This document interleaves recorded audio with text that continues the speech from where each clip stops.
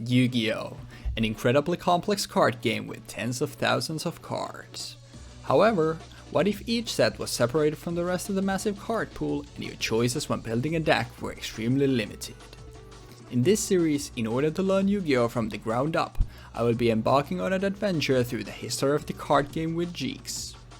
In each episode, we will have access to all the cards in a select product, and using only the cards in that product, both of us will build a deck before playing a best of 3 match to determine the winner of the episode.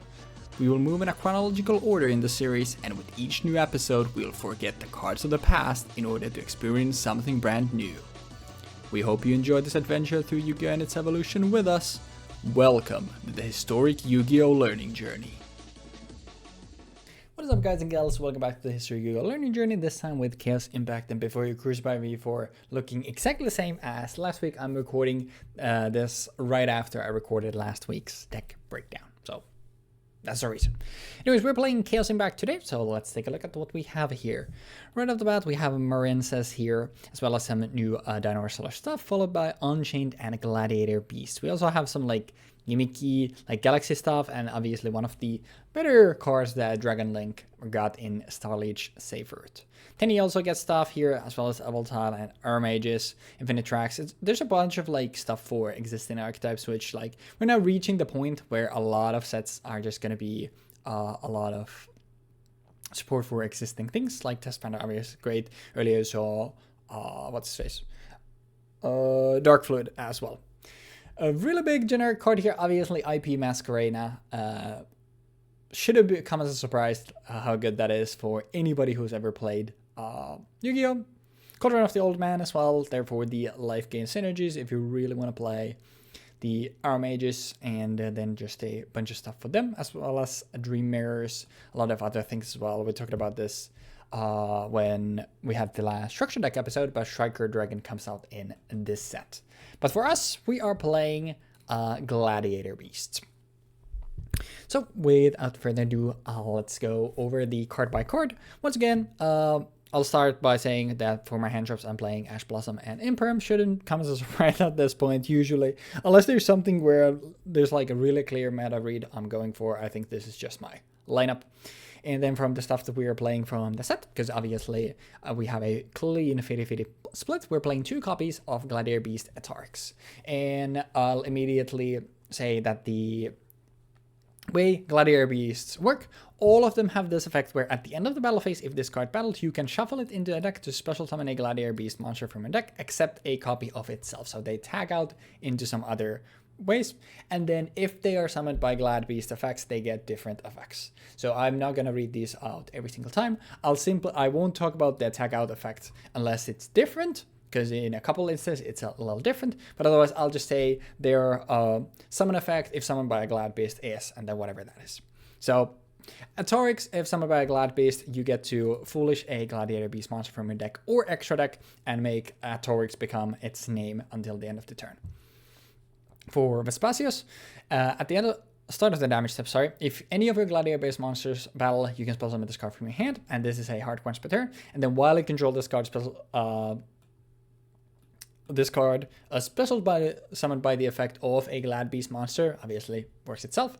All monsters you control gain 500 attack, and then it has the usual tag out effect. Ashuna is here just to give us the other Tenyi spirits, and also because it's in the set, so it gives us another card from the set. Then we have 3 copies of Gladiator Beast Comeback. Spell summon a Glad Beast monster from your hand or graveyard with a different type from the monster you control, and it cannot be destroyed by battle ever. Gladiator Rejection is a continuous spell. Your opponent cannot target Glad Beast monster you control with card effects except for during the battle phase, and if a Gladiator Beast monster is spell summoned from your main deck, you can spell summon a Gladiator Beast monster from your deck with a different type from the monsters you control in defense position. And this effect is a hard once per turn. Incredibly good card.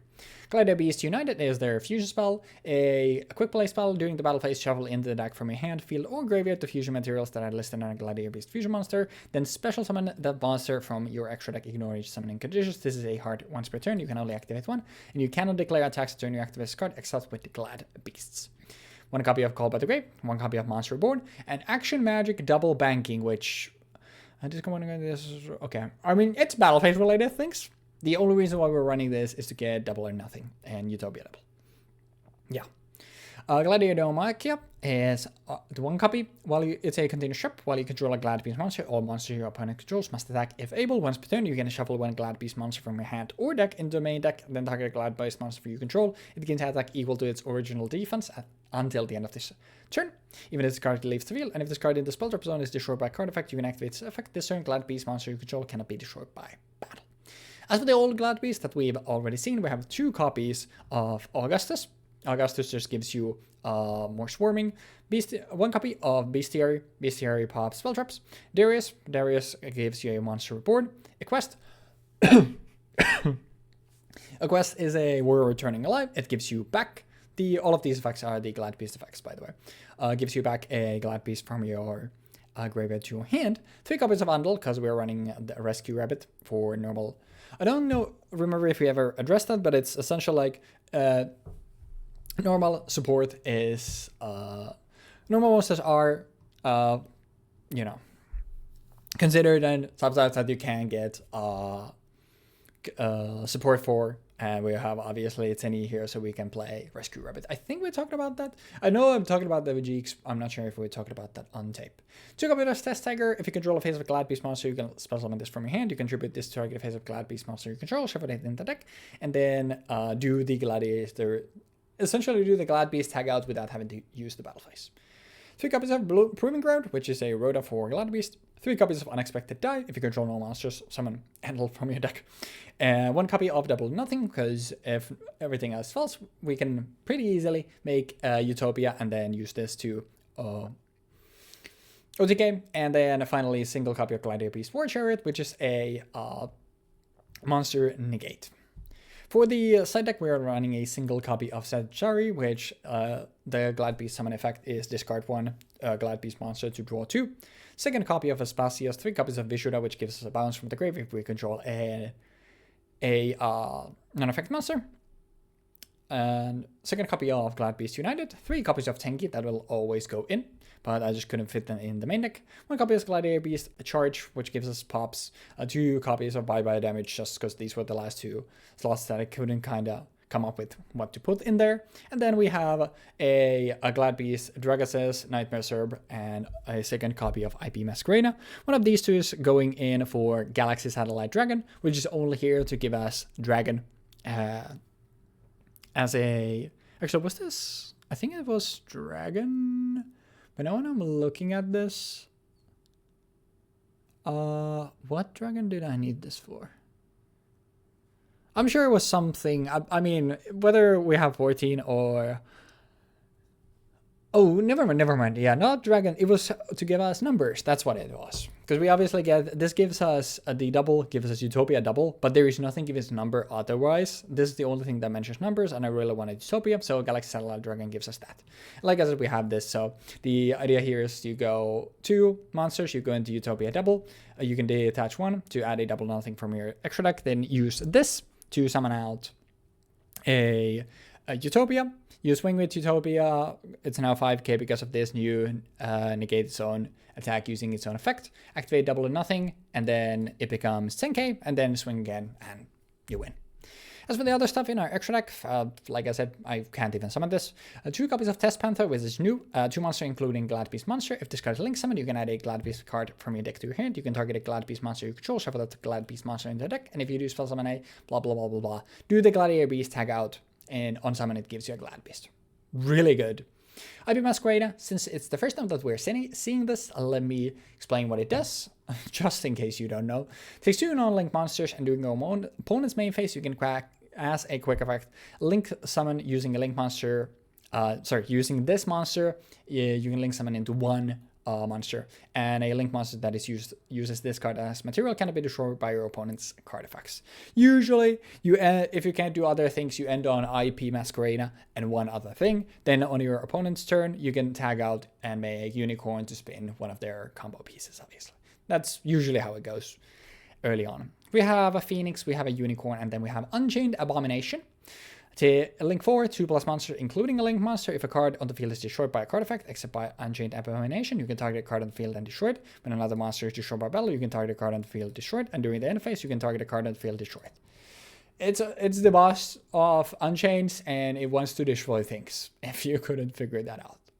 We have lines that we can use to make Link Force, but we don't have access to other like proper Link Force. This is the best Link Force we have access to, so might as well run it.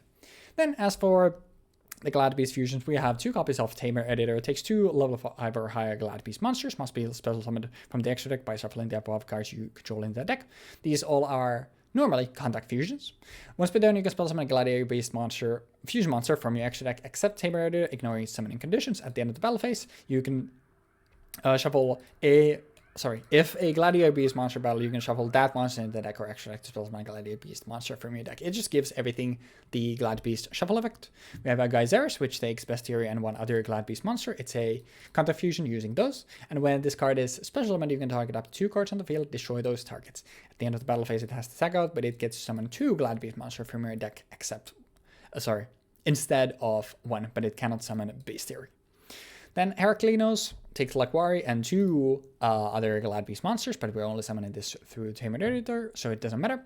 When a spell drop card is activated, you can discard 1 card to negate the activation. If you do destroy it, this card must be face up on the field to activate and resolve this effect. No hard once per turn limitations there, but you need cards in your hand. Finally, we have 2 copies of Gladiator Beast Dominate Xanias, takes Vespasios and 2 other monsters. Once again, a contact fusion. Once per turn, when your opponent activates a monster effect, you can as a quick effect negate the activation. If you do, destroy it. You choose the attack target for your opponent's attacks, and at the end of the battle phase, if this card battles, you can return this card to extra deck to spell summon a Gladiator Beast from your deck. And that's it. Pretty simple. I think I played Glad Beast once before in this series, like way back when they came out. And now they're like a lot more fully fledged out. They still get like one more wave of support, like I think in like a set in 2025. But for now, this is like the modern Glad Beast. And I think like we have most of the things that I would want in a Glad Beast deck, like here, even in our like limited series, which is really cool. So looking forward to seeing what the deck can actually do. Thank you for watching the deck breakdown. Hopefully you enjoyed it. Hopefully you enjoyed Jeexx as well. And afterwards, I will see y'all in the dueling zone. Okay, so we are playing, I was about to say Gen 5 PU or something, but no, we're playing Chaos Impact. I am running Ash Blossom and Joy Spring as my hand trap with Nibiru the Primal Being, and Fantastical Dragon Phantasme from having access to dragons. I'm running it because of the fact that there's a lot of link focus stuff in this. For example, Berserker, like Tenyi is here, Unchained, and then there's obviously the other 2. There's Sixam and Glad Beast that get support in this set, which both have links that they will go into. There's like 0 chance you don't go into the link, which means that I can just make a card that's a fairly beefy body and then has protection, like protection from targeting. Well, not protection from targeting, but like if you target it with Mizuho, I just kill you. Like I just pop your gateway and you lose your gateway. It's pretty big. And then also for Glad Beast, there's obviously Geyseris. Geyseris targets a card and pops, so in response you just Phantasme to kill it pretty much. Oh, actually, sorry, it's negation, not target and pop, but yeah. My bad. But yeah, point being, there's a lot of stuff in this set that I think is really scary, and that's why I'm running Phantasme as a side card. I would probably be running Nib in my sideboard as well, or like Phantasme, if I didn't run into issues with space in like 2020 splits. I was running into issues with that, and also because I decided that I want to go into more of a board breaking playstyle with this, because I felt like if I go first, I don't have that much I can do in this version of the deck. I don't have as many good options for back row in this set, and I also have a lot of cards that just say on turn 2 I break your board, like for example obviously Vishuddha. But yeah, actually going through it, Ash Blossom, Trope Jump, Armor Dragon, this can summon itself when your opponent declares a direct attack, and it cannot be destroyed or take battle damage from attacks involving this card is halved. Essentially, this card is just there for filler. I did realize that I'm kind of running myself into a corner by playing this, because I can only really make like IP Masquerena with it, which means that I wouldn't be able to summon stuff like Mapura and whatnot with it. But I think it's still fine. It's still fine, I think. It gives me access to dragons, obviously, which I also found another way of getting access to dragons later in the form of Striker Dragon, but Striker Dragon also gives me access to Sky Strikers. But I still felt like this is a good enough card to run, so I can have protection if I happen to have to go first, and I don't have a decent enough board to set up. Red Nib. Then we have Prime Mineral Congrade. This is in here just for filler. Has the effect of if your opponent sends a card from their hand or graveyard, deck to the graveyard, I can special this card in face down defense position, and if it's face up, I target 2 cards on the field and destroy them. Then we have the Tenyi cards, because we're playing Tenyi, as you can see. Adhara, this was the thing that allows you to recover banished worm monsters. Then there's a Shuna, the actual good one. If you control no effect monsters, you can special summon this card from your hand. And if you control a face-up non-effect monster, you can banish this card from your hand or graveyard, and special summon a Tenyi monster from your deck. Banger card, by the way. Like, genuinely really good card.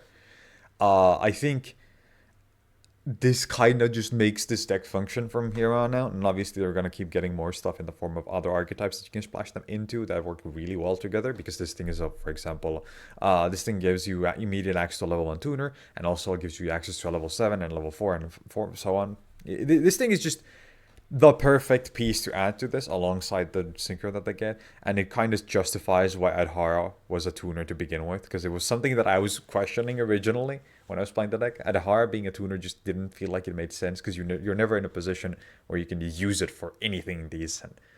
But yeah.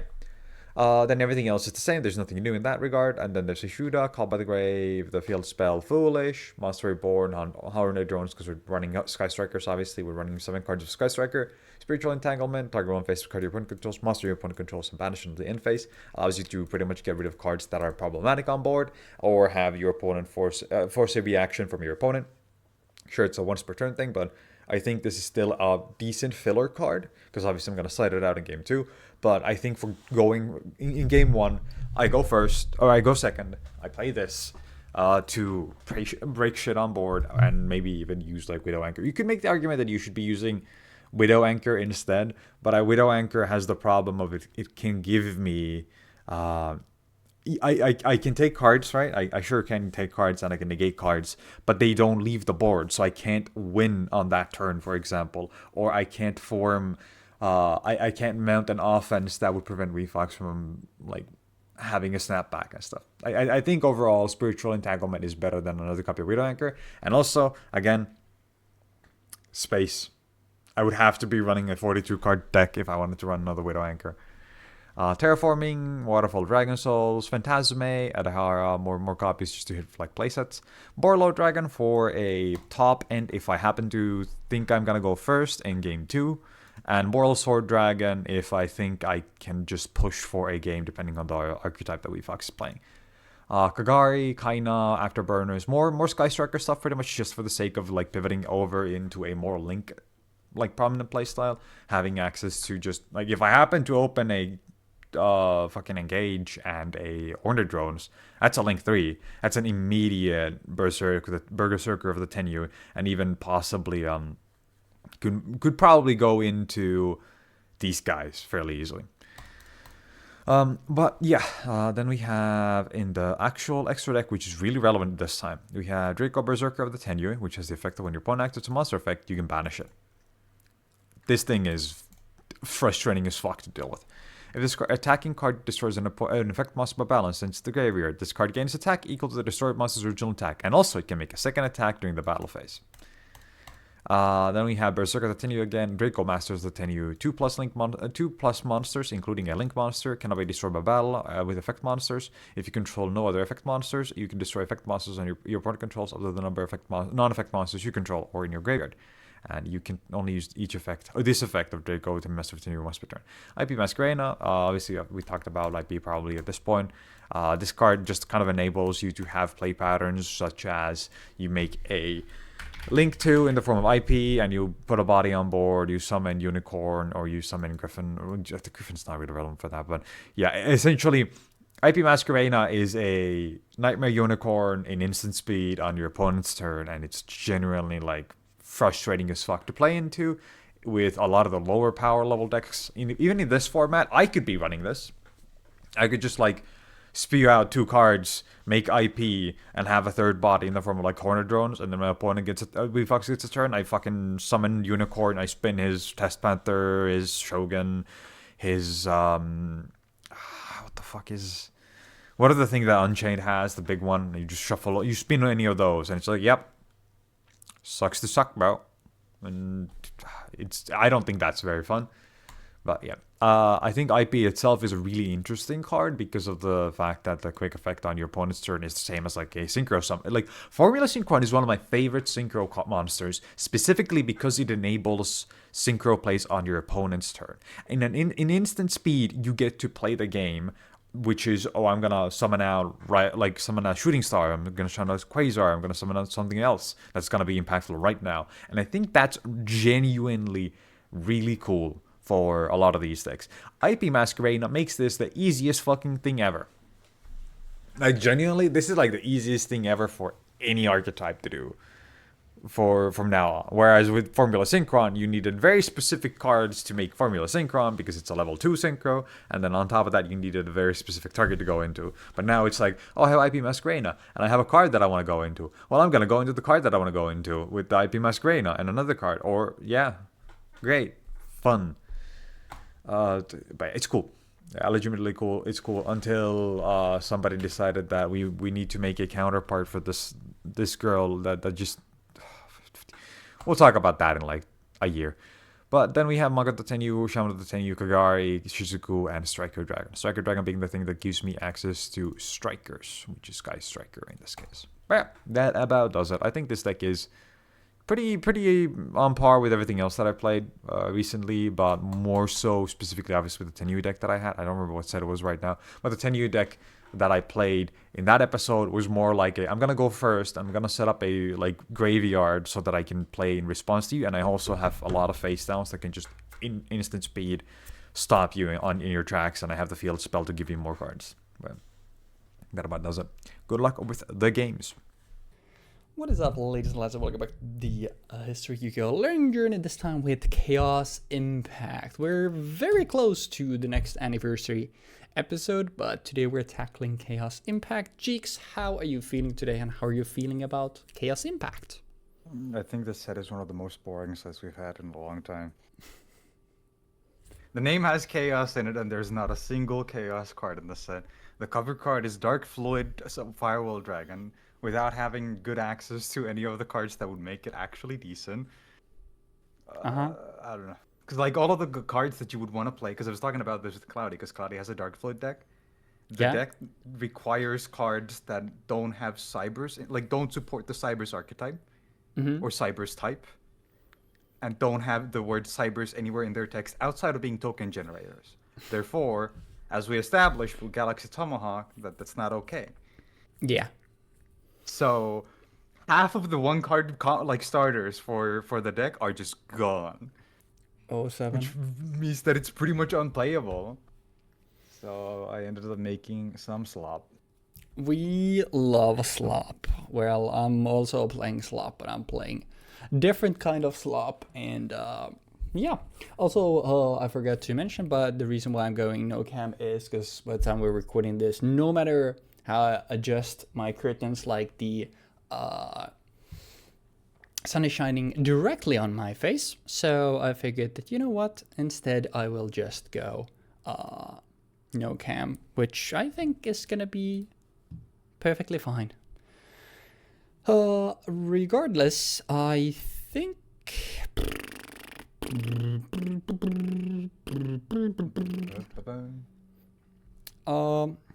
how do I want to do this?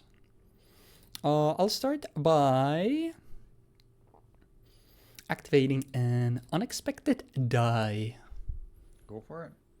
Which will summon out a Gladiator Beast Undle from my deck. Oh my god. Then I would like to activate a Gladiator Proving Ground, sorry. And I think, honestly,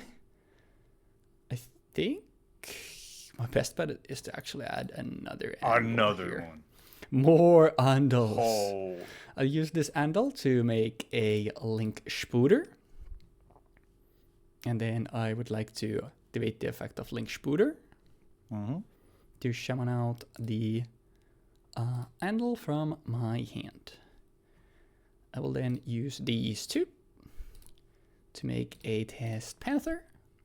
Activate the effect of Test Panther to add a Gladiator Beast card from my deck to my hand. Is that okay? Yep. I will add, I think,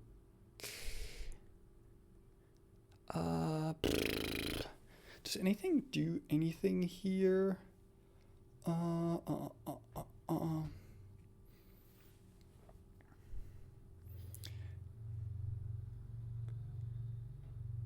It's specifically Gladiator Beast card. Yes, I will add.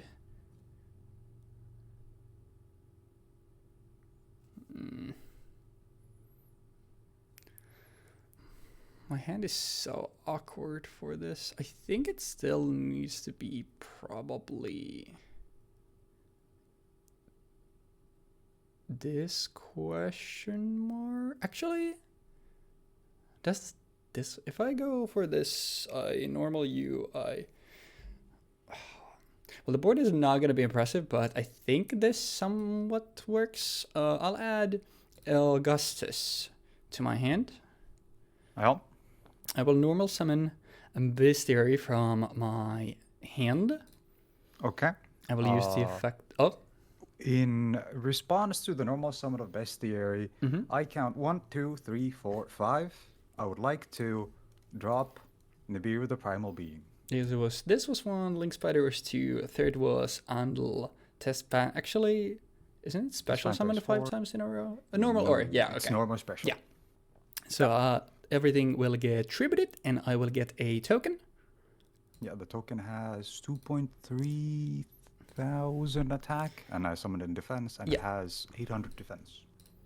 So I will give it this.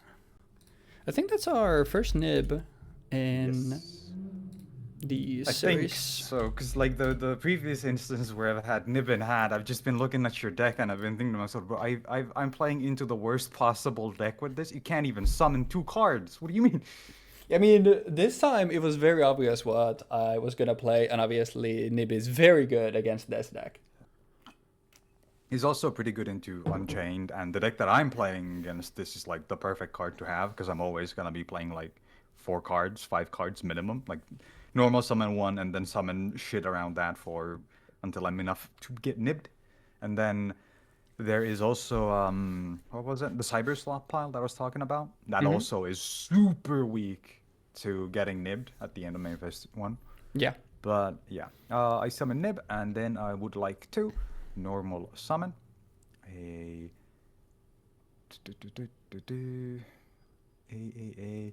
Tenyi Spirit Shtana.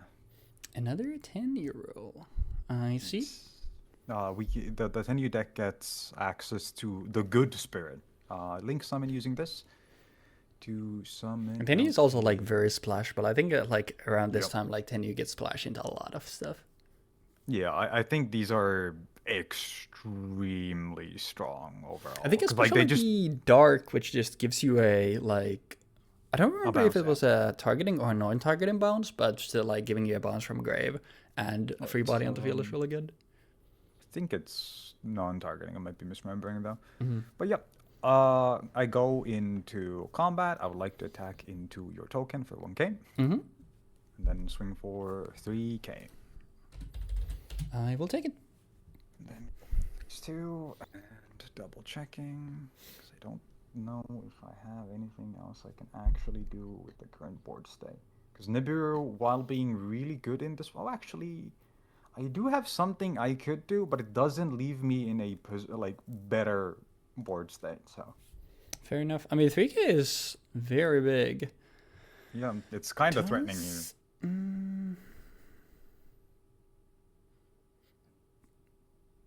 If I go, it doesn't really achieve anything. Not really. I'll just set one and I will pass. At least this way I'm probably alive. I mean, depends on your hand, obviously. Yeah, that is fair. Normal summon a Mapura, and then I would like to link off both of these for a I think this is probably still my best bet. A Shaman of the Tenyi. Then I would like to activate the effect of the Shaman of the Tenyi to discard from my hand a Nahara to target the Monk of the Tenyi in my graveyard. I would give you normals as well. I don't know where to really negate. I think I'll imperm here. Okay, that is fine. I'll leave it there for the rest of the turn. Yep. Let's see. I mean, I think that is perfectly okay. So I already normal summon. I don't have anything else I can really do there. Swing into the face down with my nib. It is an Ash Blossom. Okay. Then I swing for 1.6. I will take it.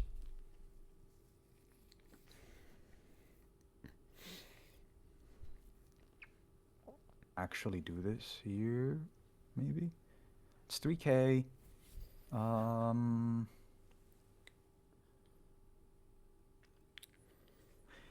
Yeah.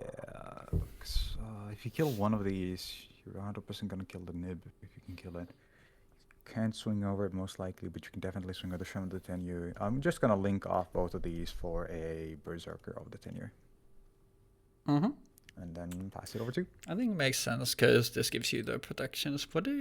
This were when I attack declare invoking your face of non-effect, you banish 1500. And this is targeted And one of them is for destruction. effects, and then this is something getting destroyed. Gotcha.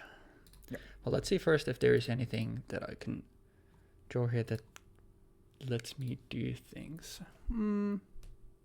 I think the destruction effect in this case is like the best thing that I could have access to, because it not only allows me to pop a monster you control when I summon it, also resets like the board state into way more beneficial of a state for me. Yeah. Well, I did draw the literal best possible draw, but unfortunately I don't think it gets through the protection. But since it's something that I can at least... how are these... Because these are... I think... Yeah, all of these are non-targeting, so that doesn't matter. I'll still fire off the rejection. Okay. I will normal summon Rescue Rabbit. Cool. I will banish said rabbit. The rabbit. Under Actually, priority. Actually, it doesn't. I can't even do this because it needs to be specifically 2. So never mind. Oh yeah, because you already used. Yeah. Oh, yeah. I think that's one of the worst things about Rescue Rabbit, and this. why. Rabbit Turbo stuff was kind of clunky back in the day. Because Yep. you would easily run into situations where you could not play him. And I don't think I care about this. Just give me the consistency. And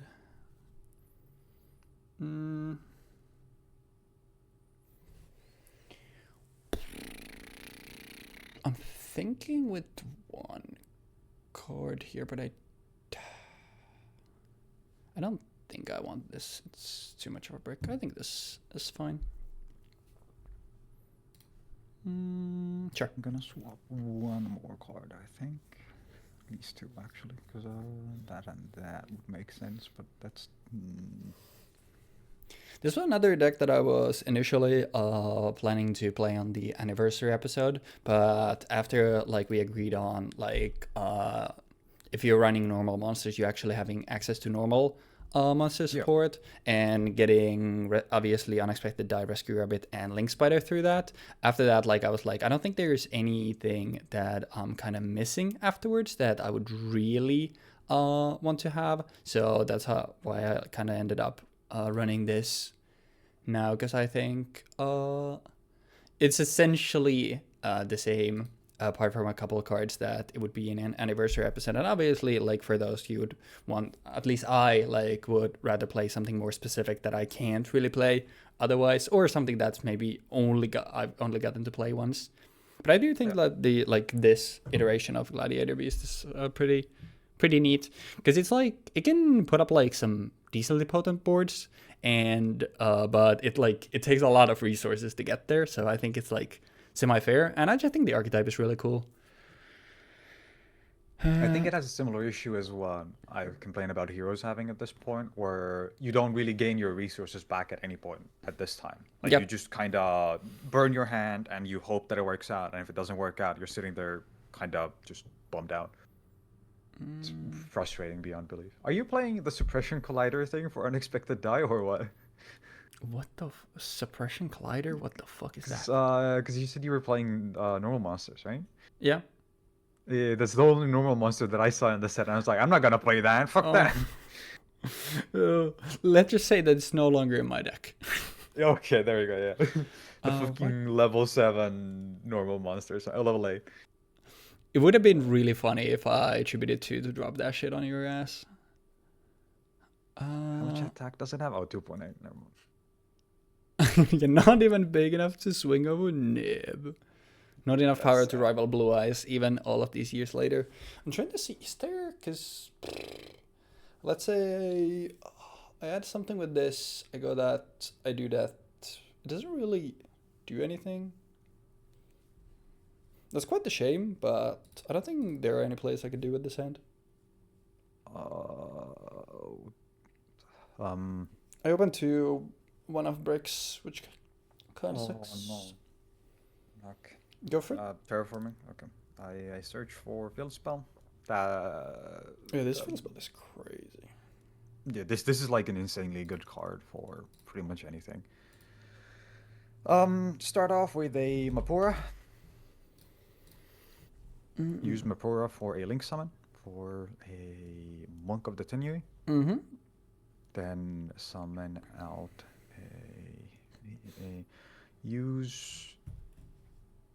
summon out a Hara.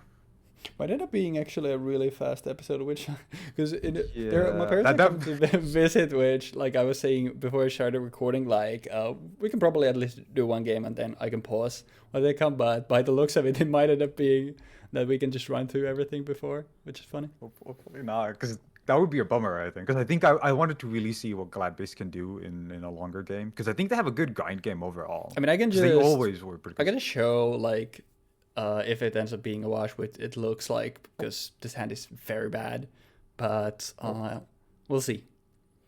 There are some like draws that can actually I can do something with this, but obviously it depends. I activate a Shuna, Yep, which that's would fine. allow me to summon out a Tenyu monster from my deck. Yes, sir. Okay, I summon out a Vishuda. And then There's the monster. I It is I'm going targeting at to- least, okay. yes, for level 8, I would like to Synchro summon. And to Go its credit, Berserker. it is not a quick effect. If it was a quick effect, No. that would be Dude, crazy. insane. Dude, this Like, card is is so. This is also like one of those level 8s that's been like such a staple in any extra deck for Yup. so long. Ever since it came out. And it makes perfect sense. Like, look at this card. When an opponent activates a monster effect, you banish it for fucking free. You just, okay, sure, why not? Swing for 1.1k. So not 1.1k, yeah. Swing for 3k. I will take it. And then I will pass. All right. Does that do it? So what protection do you have? There's the something target something, and then gotcha. Oh, it's only I can for non recover effects. So I something. guess it's only for if I'm targeting the monk The of little the guy, Tenyi. Yeah. And then this is only an attacking, and then on monster. Yeah, okay. We do need to deal with the Draco Berserker. So since I have nothing, I will like to negate the Draco Berserker. Okay. Is acceptable. I think the fact that you can activate Imperman on your own turn is such a crazy thing. That Yeah. it doesn't even feel like it comes up that often. It doesn't. Not really. I think that's like maybe the second or third time that's happened for us. But unexpected die.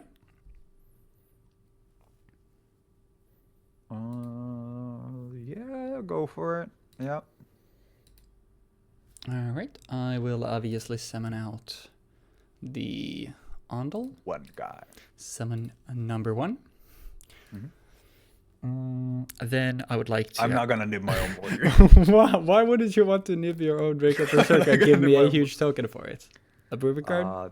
This I will ash. Yep, seems good. I will special from my hand. Actually, I think there's an argument to be made that I should ash the unexpected die because you get a free material for this, but I wasn't sure if you would have this in your hand, so I was. Yeah, and like one Andal doesn't really do much. Yeah, two becomes a Link Spider, and then if you have another card in your hand, like this Tiger here, then that will also do something. Now you did summon an effect monster while I control a non-effect monster, so I get to draw two. Go ahead. Okay, I draw two. Well, it's not gonna be much because the only thing I can do here is I shuffle something, I summon back what? If you summon Test Panther and you shuffle something, you banish the Test Panther. Yeah. The Test Panther being in the grave like that doesn't matter. Actually, wait. Draco Berserker is banished, so. Oh, so no, yeah. Sorry, Draco Ban. Yeah, it's impermanent. Yeah, But yeah, I'll try. I don't think this does anything. I don't think there's literally anything that I can really do here. But the only thing that I can summon here is actually wait. It's way smaller than. Oh yeah, there's literally nothing. Yeah, it's GG. Yeah, that's it. There's literally the biggest thing that so these were the two picks that I had in my hand. So the only thing that I could have done with, like, if I get Proving Ground is then I go Andal and the other Andal to make Utopia double, and that way Utopia, which is the only thing that I could have done there. But after the Ash, like, there is nothing that I can do. The biggest thing that I can summon is Vespasius, but even with the boost, that's only 2,800, so it isn't even big enough. So it just another case of modern Yu-Gi-Oh where it just obviously Jeexx had the hand trap, so nothing I can do there. But what that can essentially do, everything kind of boils down to having Rescue Rabbit, and then something you can do stuff with Rejection, but like the more common and the better hand essential to have is like if you have Comeback and what's his face, Rabbit, and then obviously like if you have any other extension, like you can do a lot more. Because essentially, like, what you can do is obviously you normal Rabbit, you banish Rabbit, you summon two Andal, and then you use the Andals, and you will make the Panther. Panther, obviously, on search will let you search for something. If you don't have Comeback, like, you would almost always go for Comeback. If you have Comeback, like, you just go for Atarix. Then you just use Comeback, revive back one of the Andals, you shuffle it back, you summon out, what's his face? Augustus. Augustus will summon the Atarix from hand. The Atarix will get to Foolish something. It doesn't really matter. Like, you can send Vespasius, you can send Augustus, because I'm running to Augustus just to make it big enough.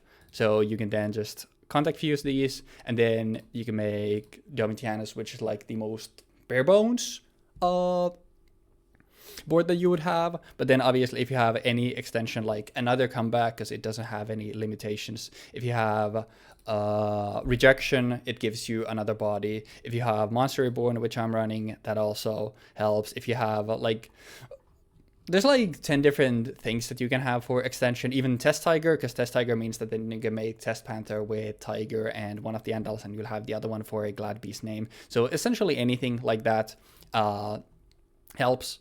And sorry, I directly summoned this guy, but obviously I make Tamer Editor, and Tamer Editor summons Domitianus. And then if you have in extension, you can either, if it's Andal, you can use Andal and Test Panther to make something. It can be like a link to, you can make IP, or more often than not, if you have something else, one of the either if you had rejection, if you had a wait.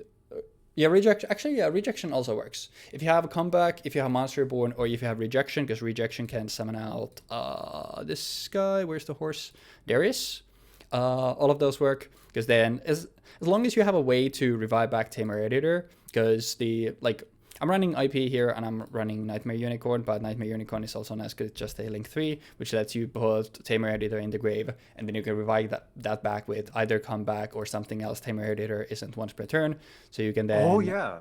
You can revive it back, and you can use it to then summon out either a second copy of Domitianus, because Domitianus is a soft once per turn, so you can then have two monster negates, or at least in testing, like usually what I went for is instead Heraklinos. So you can have like these, and the nice thing about this, which I thought was also like extra cool in this set specifically, is that more like the 2 times that I actually got to do something in my test hand, which I did like 5 or 6, not that many, I think 6, but 2 times like I got to this point.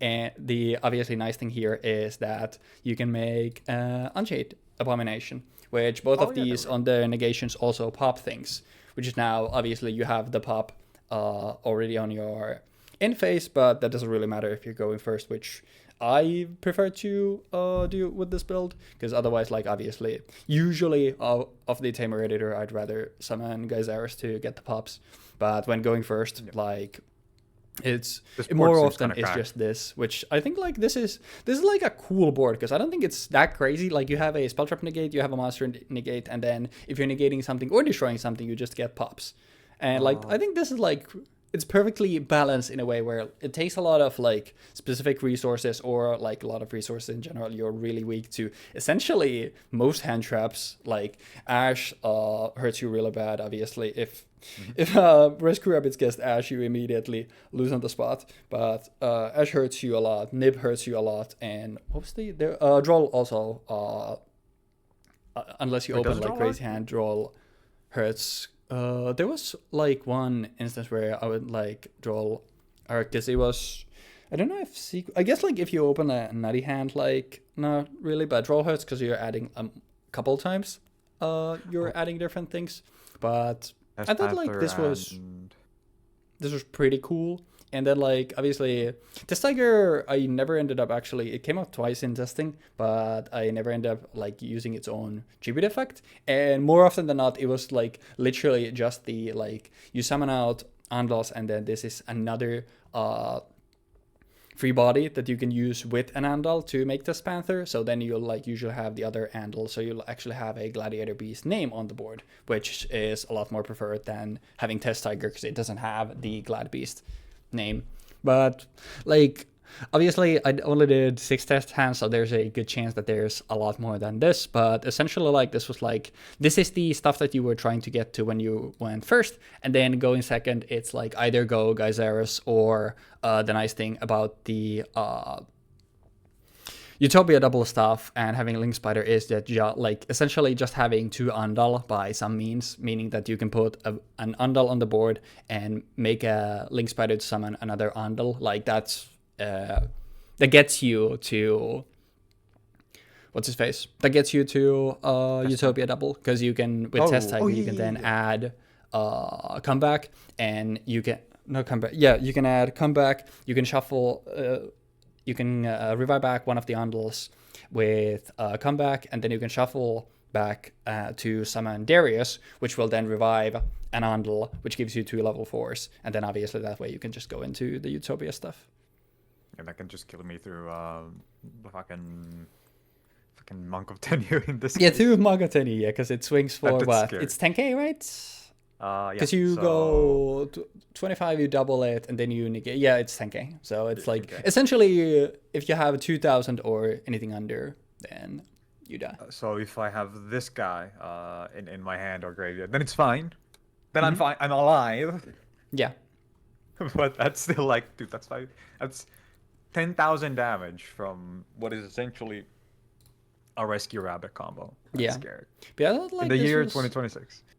Obviously, this ended up being another one of those Weebfox decks, which is like fucking episode 70 of here is potential man. Here is what the deck can do, but at the same time, the potential dies to a single hand trap, which is becoming a really recurring theme. Which I'm really glad that we are limited in how many hand traps we're allowed to run, because at least that gives the avenue for this stuff to happen maybe sometimes, but unfortunately more often than not, Jeexx seems to be finding the hand traps, but that's part of the game, obviously. Imagining a world where we're playing 3 Ghost Ogre, 3 Ash Blossom, 3 Imperm, 3 Nib, even like Nibs inside or Nibs in main, it's just like, this is unplayable. I mean, given like, how many series I have at this point, this decks. series would not be alive if that was what we were doing.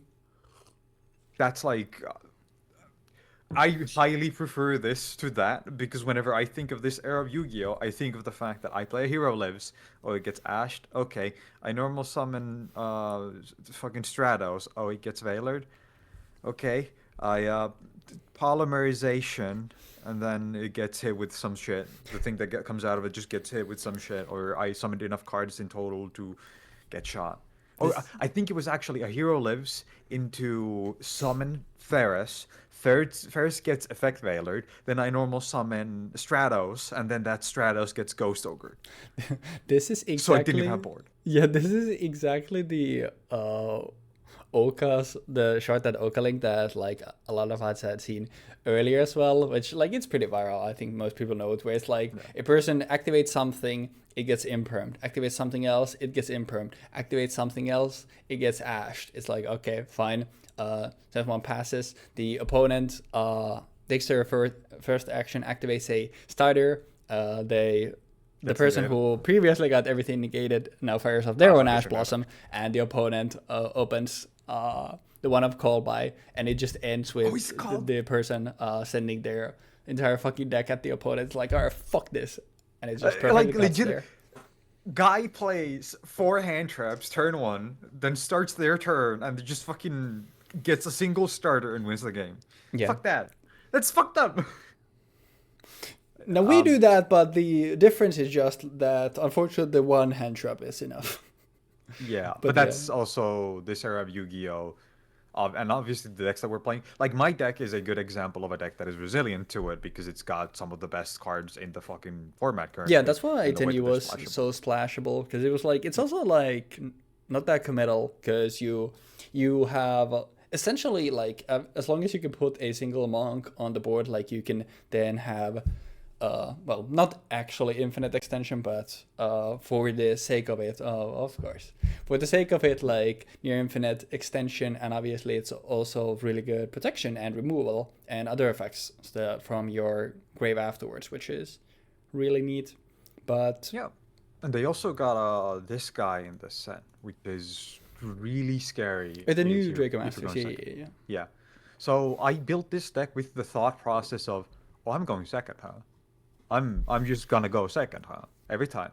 This if you didn't end up picking going first every time, I would have probably been kind of shit out of luck, because I'm far more committed into the I'm gonna break your board side of things in here than I am to the control portion of this thing.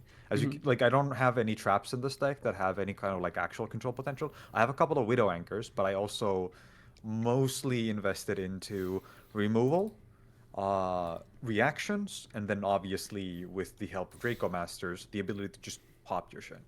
But yeah, like, I mean, to be fair though, like the extent of me going second is Nightmare Unicorn, the Utopia staff, and Geysaris, which against your deck specifically is really bad. So there was not really a way for me to properly even do anything if I ended up going second. But I think, like, apart from the I think it's a shame that Ing didn't really get to do, well, anything, but that's the nature of Yu-Gi-Oh! And honestly, at this point, like, I'm enjoying the deck building aspect more, and like coming up with this, like, essentially the potential man instead, like, if I get to do my stuff, I get to do this, which is kind of the same as the Dragunity stuff. Obviously, this is a lot less complicated, but also the ceiling is a lot less high, but I still think like stuff like this is cool. to a point. So I kind of still like, I enjoy this aspect to it, and I'm kind of at this point the expectation is like, okay, I have this idea. If I get to do it, it's cool. I probably won't get to do it, and then at the end I can tell you like, hey, this is what I could have done, and I think this is pretty neat. But Like, I think that this deck is cool. I really like Glad Beasts as a whole. Like, we both played a Glad Beast Mirror in GX, right? yeah, And when it first came out. I would probably have played Glad Beasts at some point fairly recently myself, if every time that we had a set where Glad Beasts were in, there wasn't something else that I'm like, I really want to play Hero. this because this isn't gonna come up in ages. Hero. It's the Never, same deck, never but it's cooler. Never gonna Okay? come up again. It's the same deck, but it's better. Smudge.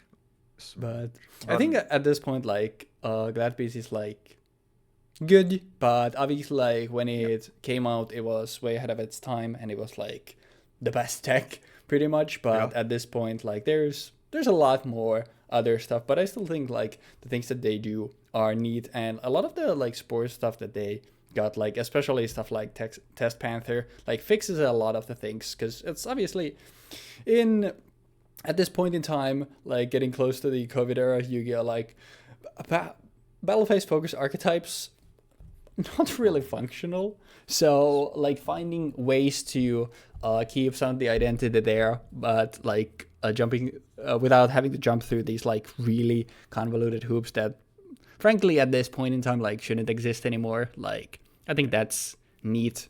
But I think that's gonna be, at least like from me, like that's gonna be it for Glad Beast for quite a while, because I think like really recently, I like towards end of 2025 or start of 2026, I think they got like a few new cards which are pretty neat. But apart from that, like it's Gladiator Beast kind of fades into obscurity for quite a while. But like I said, like I think that I'm not, even though I didn't get to show it in the actual games themselves, I think like the deck came along pretty nicely overall, given that just like it essentially, you have a lot of stuff here that's cool. Not only this stuff, but also like here having obviously the like really simple Utopia package, and also one thing that came out also in this set that we didn't get to showcase or touch on, IP Masquerade, which is something that that's a card that obviously due to the name we're never gonna get outside of what's his face, outside of any episodes. But that's also probably fine, because for especially like for a less powerful format like the one that we're doing, since it's a lot more limited, like something like an IP, especially because we have the nightmares in the generic extra deck pool, it would often result in like your ending board could just be a body and IP Masquerade, which okay, now you have a way to tag into Unicorn on your opponent's turn, which like becomes a really homogeneous play pattern. And especially for something like our format, like for a lot of decks, like oftentimes would probably if timed correctly, like would be just an immediate death sentence. And if you do that with even a single hand trap or even a set imperm, like you're probably stopping most decks from playing the game. So it's probably for the best, but obviously IPI explain extensively what it does already in the set breakdown, so we don't have to go back into it here unless there's something that Jeexx wants to touch upon it. I had originally thought about actually like focusing on playing IP as a response to things. Like I don't think I have her in here anymore, but I ended up citing IP out for this game because I put in Borreload instead, thinking like, okay, I now have an actual top end that can combat your biggest monsters with this. Mm-hmm. And obviously, I didn't realize that this guy was 3.5k. Yeah. But holy shit, I'm kind of glad that I ended up citing Borreload in, because the world where I end up going into this, like fighting into this, I would need something like Borreload, I feel like, to actually get this thing off your field. Yeah. Since, well, Berserker, I guess, also works with the thing that allows me to reduce your attack, but you can always negate the thing that allows me to reduce your attack, and if not that, you can negate the one that, like, would bounce you, and so on and so forth. So there's a bunch of things that you can respond to with specifically this guy, so a top end like Borreload could be really good because of that. Yeah. And IP was something that I was thinking, because I needed a card that doesn't require Tenyi. so that I can use the Sky Striker token and The Nibiru. damn Sky Strikers. Yeah. There was an actual moment in time, and there's also this thing that I ended up siding in, because this is how I got dragons into my deck, through Chobchan Armor Dragon. For me, it was fucking the Galaxy Satellite Dragon, which also is the reason why, the reason why I ran that was because it was the only thing in the set to mention numbers, and I really wanted Utopia here, especially after the weird thingamabob. Okay, my rares are here, so we're gonna wrap Realize it up where really you got shortly. these from. I just figured. Yeah, I got right. that from that, which was the only thing that mentioned numbers. And since there was another card that gave me the Utopia double or nothing, I really wanted to be able to go there. But yeah, sorry for the abrupt end, but I think we're mostly talking about what we needed to. I haven't seen my parents in a while, and they're visiting, so that's why I'm gonna wrap it up here. And final note, before anything else, congratulations, Jeexx. For the first time in the series, Jeexx is now in the lead if you're looking at who's won the most games. I think the current score after this is now 74-73 in Jeexx's favor, which is kind of wild, but no. I think that if anything is to go by for the last 10 episodes, I think the gap will only widen from here, but I'm sure I'll get some wins here and there. If there ends up being a interesting meta deck in the format that we're playing. That's kind of what I wanted to address real quick. I feel like the reason why I've been winning so much recently is largely because of the fact that the way that I've been building my decks is obviously focusing more on the good cards that have been coming out alongside the cards that I like, because they have synergy with them. Mm-hmm. Whereas you've been doing these interesting decks, legitimately interesting decks. So in a way, we've flipped on that. Because there was a point in time when I was just making goofy brews that were essentially... And I was second with Monster Reborn. Well, that too, but I think it was a part of a mixture of you making a solid deck that had good stuff in it, fighting a deck that was intended to do a fun thing. Mm-hmm. And I feel like that dynamic has sort of flipped in these last 30 episodes or so. Yeah. So I don't think this is a case of me performing well or even me building better decks or anything of the sort. I think it's a case of you're doing...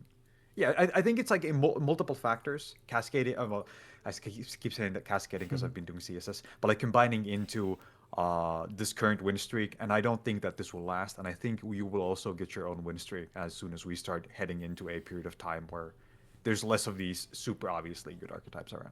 I mean, as long as we're playing cool decks, I don't care who wins or who loses. I would just want to play sometimes.